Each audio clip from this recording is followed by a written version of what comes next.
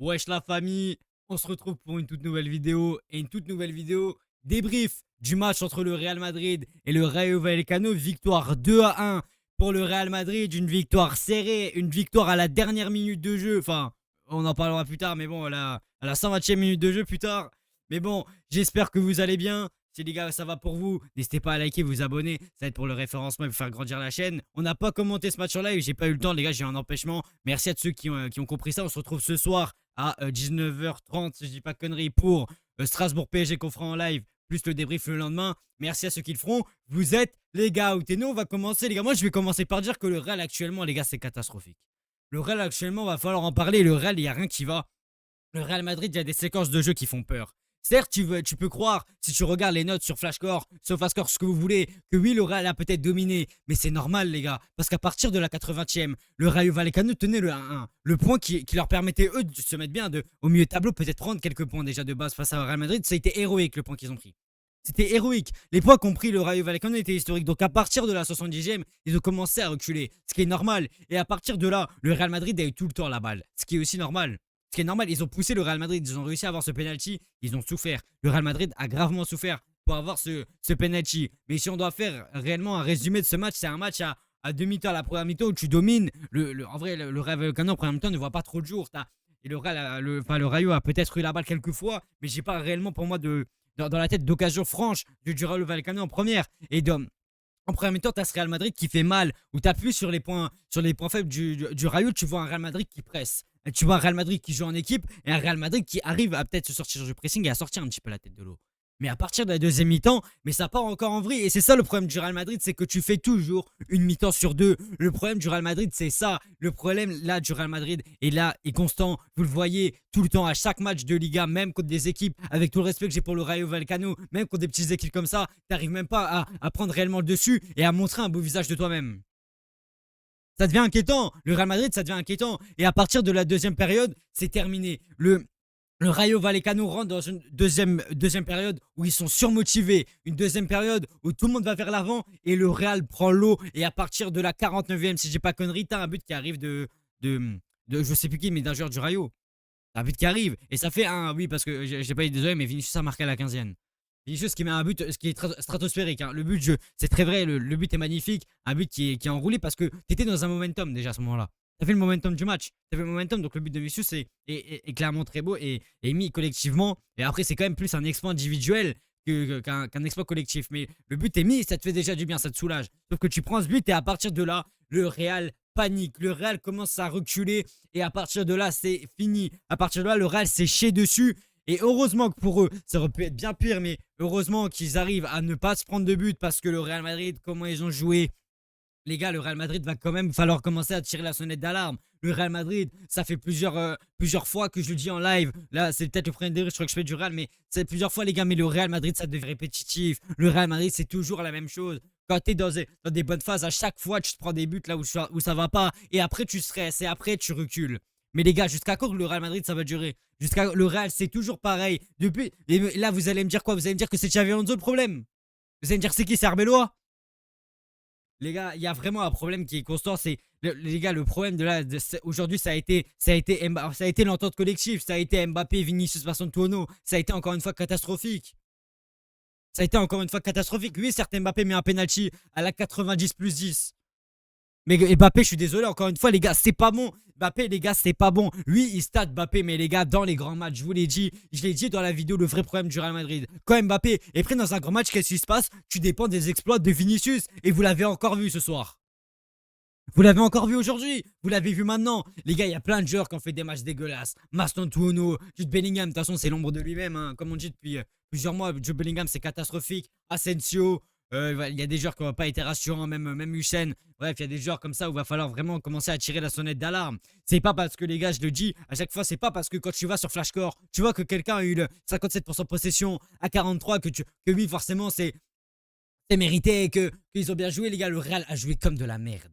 Ils ont joué comme de la merde. Il y a eu aucun, les gars, à partir du but du Rayo, il n'y a eu aucun pressing. Mbappé, les gars, ne décrochait même plus. Les attaquants ne décrochaient plus. Les milieux ne venaient pas aider. Les gars, c'était n'importe quoi. Tout était fait à l'envers. tout était fait à l'envers, les gars, de la part du Real Madrid dans cette deuxième période. Était sauvé quand même parce qu'il y a eu un manque cruel d'efficacité du côté du Rayo Vallecano qui ont eu quand même des occasions. J'ai en tête une occasion où il y a un joueur du Rayo qui part seul face à Courtois. Courtois te fait l'arrêt qu'il faut parce que là, s'il met ce but, les gars, je pense que c'est terminé. Le Rayo gagne 2-1.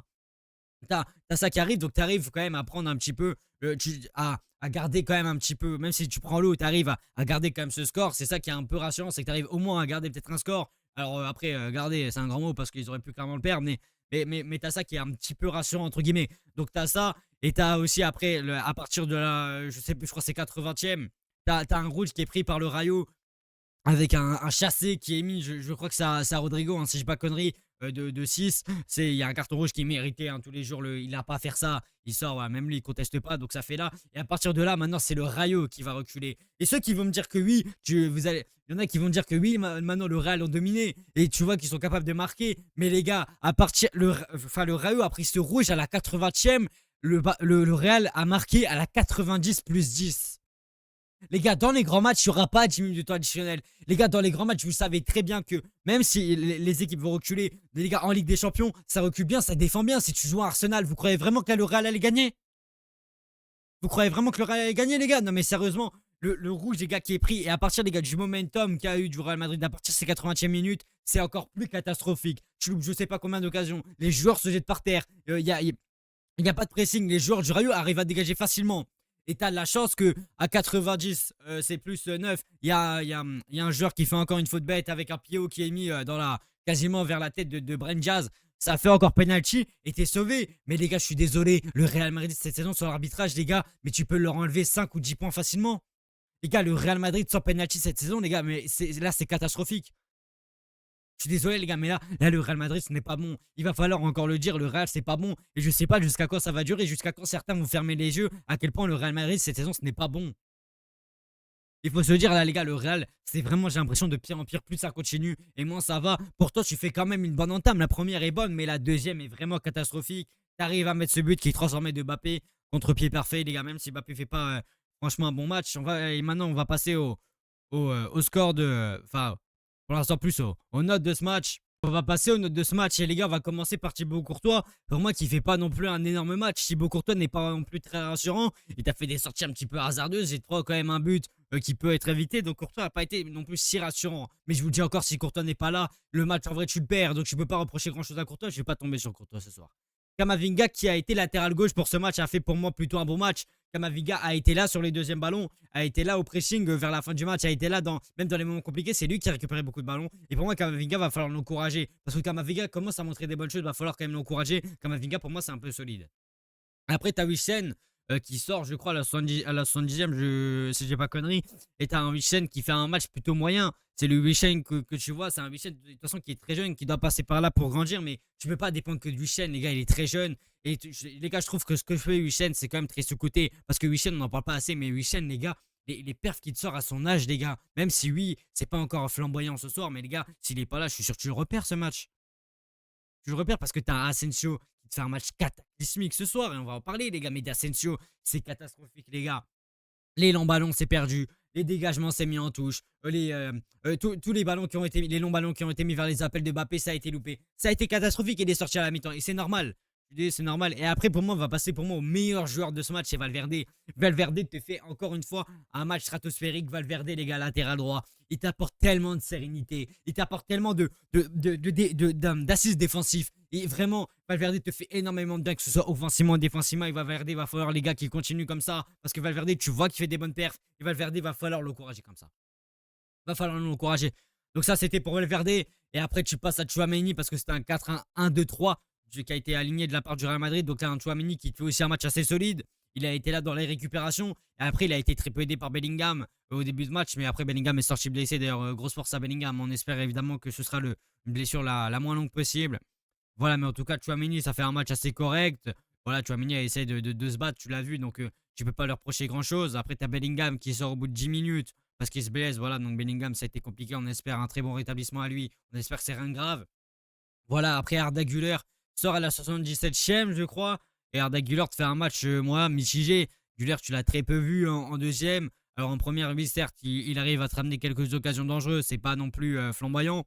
Mais voilà, il arrive quand même à un peu te ramener quelque chose. Mais bon, malheureusement, il est toujours pas mis en 10. Il est mis dans un milieu de terrain. Donc Arda Güler, c'est pas réellement son poste. Donc tu peux pas lui reprocher grand-chose. Et après, on va passer pour moi, c'est le pire joueur de ce match, c'est Mastantuono, qui t'a loupé je ne sais pas combien d'occasions, qui a été transparent, en vrai, Mastantuono. Ça a été une singerie, Mastantuono a tout loupé. Mastantuono, ça a été catastrophique. Ça a été vraiment ignoble pour moi, Mastantuono, ce soir. Il va falloir que certains joueurs se remettent en question pour Mastantuono. Après, voilà, on va passer à Kylian Mbappé, qui est buteur ce soir, qui a quand même essayé. On peut pas reprocher à Kylian Mbappé de pas essayer, parce qu'en vrai, Mbappé a quand même beaucoup essayé. Mbappé a mis du jeu vers l'avant. Mbappé a essayé vraiment de presser. Mbappé arrive, en plus de te mettre ce penalty, ce pression, parce que si tu le loupes, en vrai, c'est la merde pour ton équipe. Donc, tu vois, Mbappé arrive quand même à te faire un match assez correct. C'est pas non plus le meilleur match de Mbappé, mais il est décisif. Donc, en vrai, qu'est-ce que tu peux lui reprocher? Après, tu as Vinicius qui te met un but qui est stratosphérique à la 10e. Vinicius a essayé de se battre. Encore une fois, malheureusement, le point noir toujours de Vinicius, c'est qu'il s'énerve trop.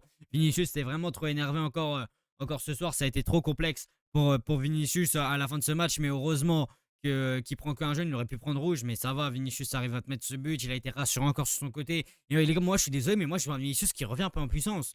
Je vois un Vinicius, les gars, qui commence match après match un peu à revenir. Je suis désolé, les gars, mais pour moi, Vinicius, il va falloir encore l'encourager.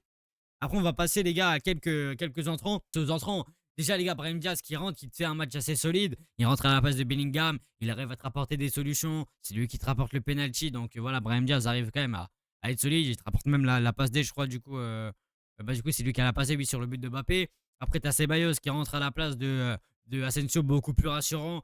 Là, dans les longs ballons, là au physique, là au pressing, Ceballos, ça a été assez solide.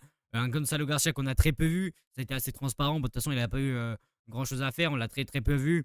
Tout comme David Alaba, on l'a peu vu aussi, ça a été, on peut pas juger encore. Et Rodrigo, on l'a un peu plus vu, mais malgré qu'il est rentré vers la fin du match. Rodrigo, il est rentré à la place de Mastantuono et je trouve qu'il a fait un assez bon match. Je trouve que Rodrigo a fait un match assez solide où il a quand même essayé d'apporter à son équipe. Il a été vite vers l'avant, il a essayé d'apporter quelques solutions offensives, il a été présent. Merci à ceux qui ont regardé ce débrief jusqu'à la fin. C'est tout pour moi, les gars, on va s'arrêter là. Ceux qui ont regardé ce débrief jusqu'au bout, n'hésitez pas à mettre merci Mbappé. Et je suis heureux que vous étiez là jusqu'à la fin de ce débrief. Et nous, les gars, on se retrouve ce soir pour Strasbourg PSG. Allez, les gars, à la prochaine.